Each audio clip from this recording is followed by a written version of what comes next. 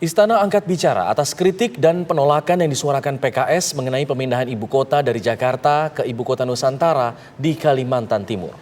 Koordinator Staf Khusus Presiden Ari Dwi Payana menyatakan di masa kampanye pemilu, pendapat politik dan janji politik pasti akan muncul. Kritik terhadap pemindahan ibu kota dari Jakarta ke ibu kota Nusantara (IKN) dikumandangkan kubu calon presiden dan calon wakil presiden nomor urut 1 Anies Baswedan Muhaimin Iskandar. Salah satu partai anggota koalisi pendukung pasangan Amin yaitu Partai Keadilan Sejahtera PKS bahkan menyatakan penolakannya terhadap pemindahan ibu kota ke IKN Kalimantan Timur. Dalam rapat pimpinan nasional menuju Pilpres 2024 yang digelar di Depok, Jawa Barat akhir pekan lalu, PKS mendorong politik gagasan, diantaranya penolakan terhadap pemindahan ibu kota negara. Kinerja PKS adalah PKS akan menyatakan jika PKS menang, ibu kota negara tetap Jakarta.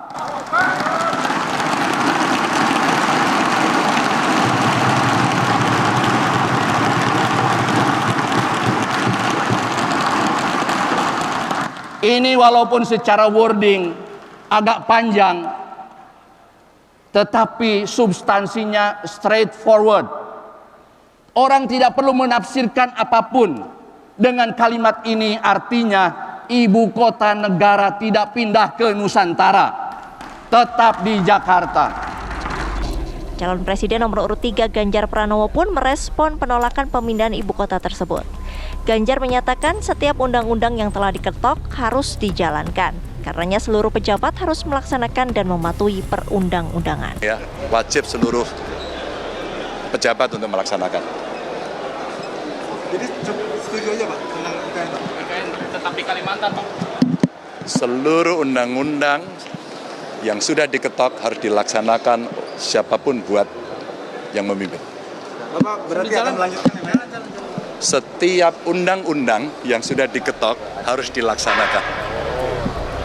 Pihak istana pun tak tinggal diam atas kritikan dan penolakan pemindahan ibu kota ke IKN. Koordinator Staf Khusus Presiden Ari Dwi Payana menyatakan di masa kampanye pemilu, pendapat politik dan janji politik pasti akan muncul.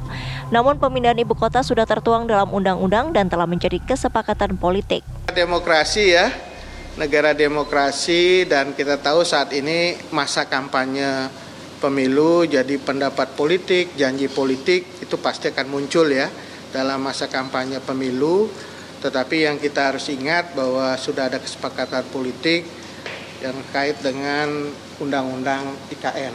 Dan itu menjadi sesuatu yang menjadi pegangan kita bersama karena itu sudah legitimate dan mempunyai legitimasi dan juga legalitas. Karena sudah menjadi undang-undang persetujuan bersama di DPR. Kritik terhadap pemindahan ibu kota tak hanya dilakukan PKS saja. Sebelumnya calon presiden nomor urut 1 Anies Baswedan pun mengemukakan kritiknya atas pembangunan IKN saat hadir di dialog terbuka di Universitas Muhammadiyah Surakarta, Jawa Tengah beberapa waktu yang lalu. Sementara undang-undang tentang ibu kota negara IKN telah disahkan DPR. Tim TV One mengabarkan.